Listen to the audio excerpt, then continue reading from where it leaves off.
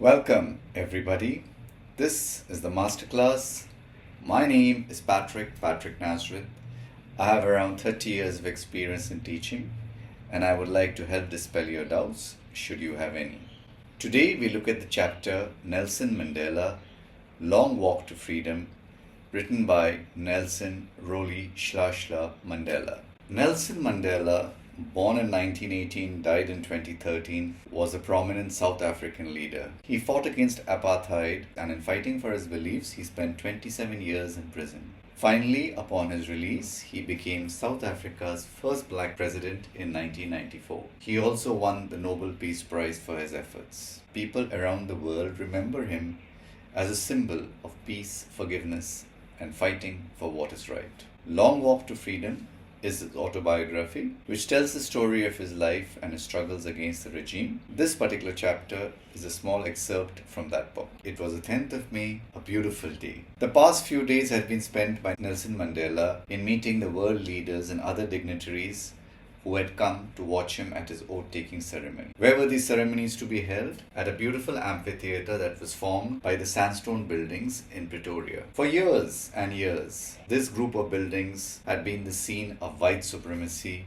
where the whites ruled over the blacks. But now it was ready to install South Africa's first democratic, non-racial government. He was accompanied by his daughter Zenani. First, Mr. de Klerk, the former president, was sworn in as the second deputy president. Thabo Mbeki was sworn in as the first deputy president. Finally, it was the turn of Nelson Mandela himself. On this historic occasion, he delivered a speech. What was the thrust of his speech? He remembered the hardships that he and his followers had undertaken in order to be here today. He paid thanks to everyone who had come from different nations, leaders of different countries who had come to witness this inauguration. Because for him, his victory was a victory for everyone, a victory for justice, peace, and human dignity. Finally, the blacks have a political voice. And Nelson Mandela is very clear about one thing, that never again, for the rest of his life, for the rest of humankind's life, will man oppress man just on the basis of their color. And he ends his speech by saying,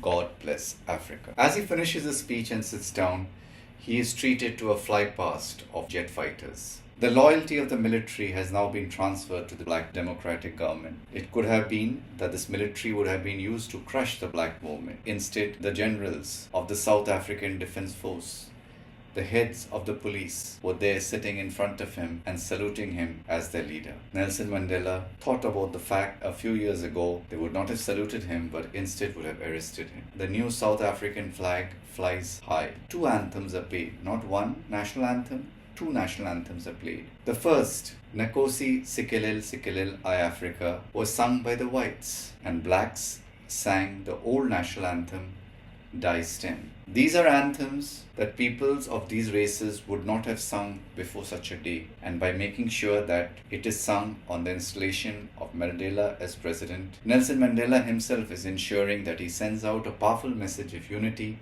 that in the new South Africa, blacks and whites live under a common government, live under a common law. He goes back into history. He remembers how in the first decade of the 20th century, a few years after the Anglo-Boer War, this was even before he was born, all the white-skinned peoples of South Africa got together and made a political system which ensured the small minority of whites dominated the blacks.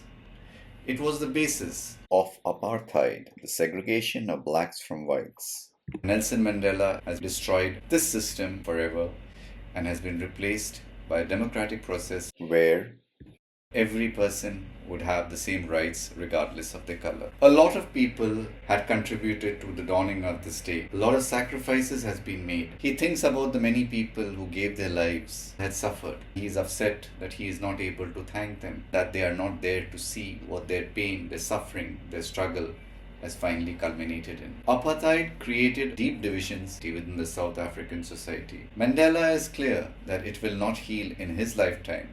Perhaps it might take 2-3 generations for it to heal. One good thing had come out of it. There had been a generation of free thinkers, men of extraordinary talents, like some people he names, like the Oliver Tambos, Walter Sisulus, and so on. He doubts that people of their standing, people of their thinking will ever be seen again. He understands that his country is a rich country. It has access to a lot of minerals. It is, after all, the world's greatest source of diamonds. But the true wealth of a country is in its people. He has learned the meaning of courage from these friends of his in the freedom struggle. Again and again, he has seen men, women, not just risk their lives but give it up. Have seen men and women being tortured and yet not breaking. He cannot believe what they have gone through. He learned it's a normal thing to feel afraid. Having courage does not mean that there's an absence of fear, but actually it means that you can overcome it. Understanding that when a baby is born, it is not born hating another person just because the color of that person's skin is different from its color. It does not hate somebody from another background just because that person's background is different. Nelson Mandela holds out hope that if children, men, women are taught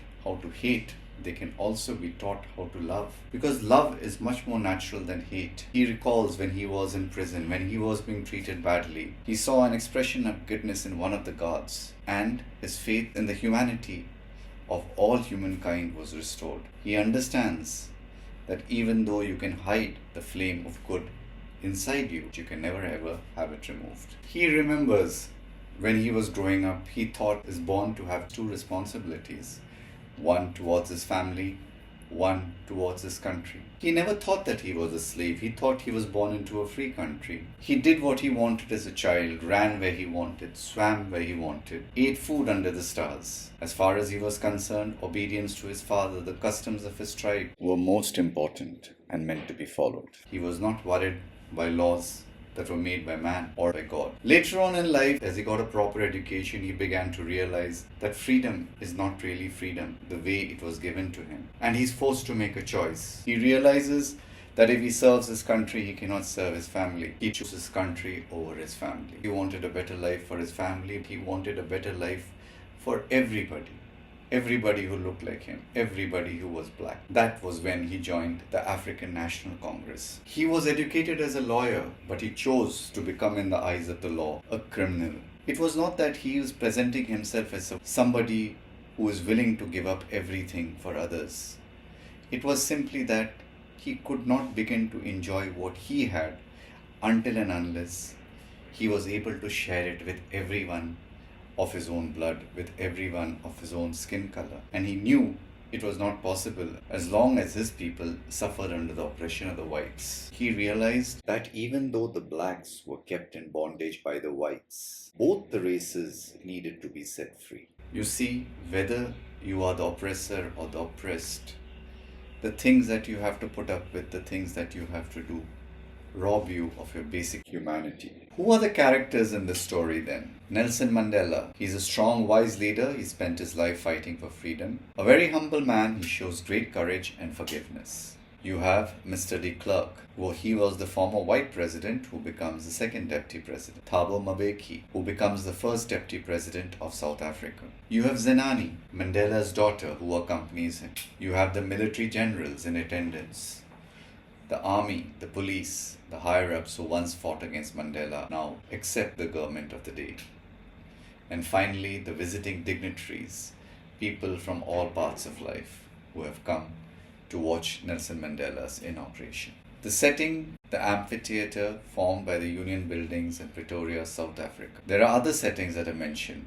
Mandela's childhood village, where he grows up. Johannesburg, the city where Mandela lived and worked. Prison, where Mandela spent 27 years for fighting against the unjust system of apartheid. The time is May the 10th, 1994, the day that South Africa installs a new black president, which signals the end of apartheid and the beginning of democracy. What are the literary devices used? The first-person narrative allows us to form an instant connection to the story, and we begin to understand the thoughts of the man, Nelson Mandela. There is symbolism, like the Union Buildings. They symbolize the end of white rule, the beginning of black freedom. Metaphor, for example, man's goodness is a flame that can be hidden but never put out, where you compare human kindness to the burning of a flame. There is the military salute, which shows that the army, which was once against Mandela, now supports and respects his government.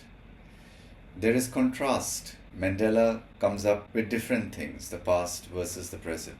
oppression versus freedom, hate versus love, black versus white people, the white people singing the black anthem, the black people singing the white anthem. There is repetition, especially where Mandela says never, never, and never again. Repeating never 3 times emphasizes his point, makes his promise strong. The personal stories that Mandela tells of his own life experiences, it helps us understand his feelings, his experiences. There is beautiful imagery here, like the rainbow gathering of different colors, all of humankind under one roof. It helps us to picture the scene. There is irony. The very same people who would happily have put Mandela behind bars now salute and respect him because he is the new president of South Africa. What are the themes of the story then?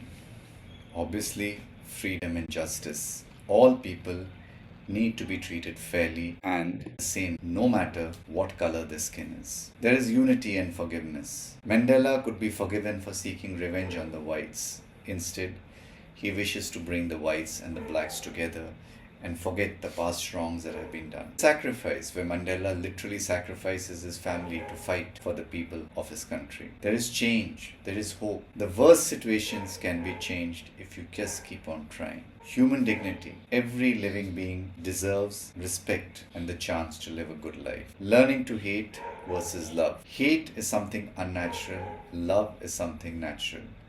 If people can be taught to hate, they definitely can learn to love. That's the lesson then there for you. I do hope I have been able to help. If I have, please remember to like, subscribe and share. There might be others who would be requiring our help. Thank you so much for watching.